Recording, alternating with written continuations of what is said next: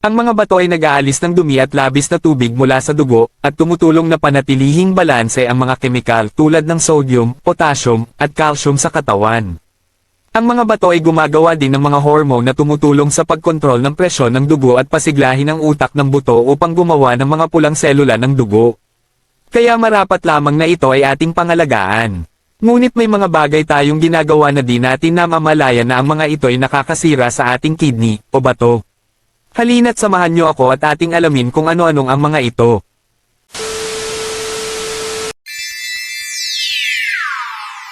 Ang ating mga bato o kidneys ay mahalagang bahagi ng katawan na responsable sa pagsala ng mga toxins at sobrang tubig. Ngunit, maraming gawain na maaaring hindi natin napapansin na nakakasira sa kalusugan ng kidneys. Narito ang detalyadong listahan ng mga gawain at kung bakit ito masama. Una ay ang sobrang pagkonsumo ng asin. Ang labis na asin ay nagpapataas ng blood pressure na maaaring magdulot ng damage sa maliliit na blood vessels ng kidneys. Sa katagalan, ito ay nagiging sanhi ng kidney disease. Ayon sa WHO, o World Health Organization, ang mataas na sodium intake ay isa sa mga pangunahing dahilan ng hypertension na naglalagay ng stress sa kidneys. Pangalawa ay ang kakulangan sa pag-inom ng tubig.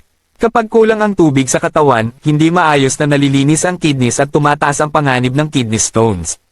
Ang dehydration ay nagdudulot din ng pagbabara sa mga kidney filter. Ayon sa National Kidney Foundation, ang sapat na hydration ay mahalaga upang mapanatili ang function ng kidneys at maiwasan ang bato sa bato, o kidney stones. Pangatlo ay ang sobrang pagkain ng red meat. Ang labis na protina mula sa red meat ay nagpapataas ng uric acid at nagdudulot ng stress sa kidneys. Sa paglipas ng panahon, ito ay maaaring magdulot ng kidney damage. Ayon sa Harvard Medical School, ang mataas na konsumo ng animal protein ay maaaring magdulot ng metabolic stress sa kidneys, na posibleng magresulta sa chronic kidney disease. Pang-apat ay ang madalas na pag-inom ng painkillers. Ang painkillers tulad ng ibuprofen at aspirin ay maaaring makapinsala sa kidney tissues kapag madalas na iniinom ng walang gabay ng doktor.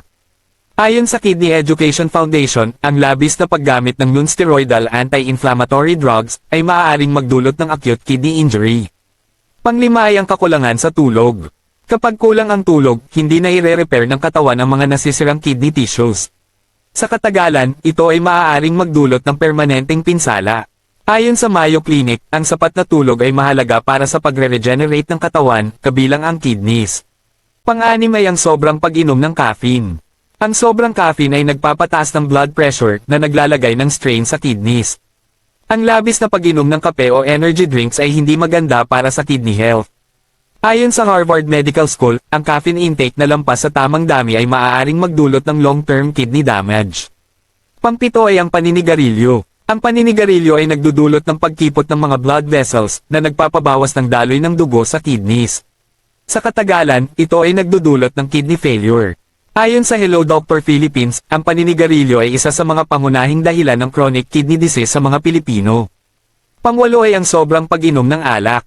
Ang labis na alak ay nagdudulot ng dehydration at nagpapataas ng blood pressure na parehong masama sa kidneys.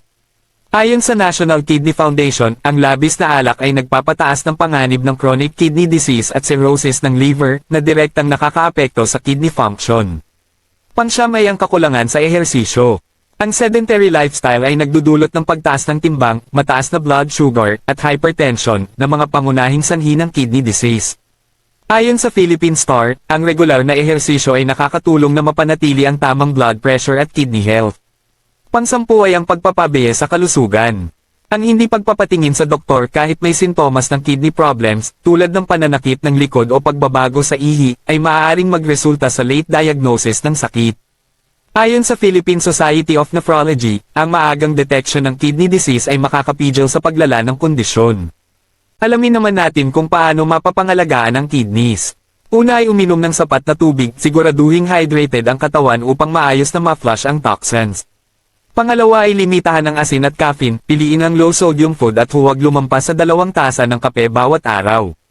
Pangatlo ay kumain ng balanced diet, iwasan ang sobrang red meat at piliin ang prutas at gulay na mababa sa potassium.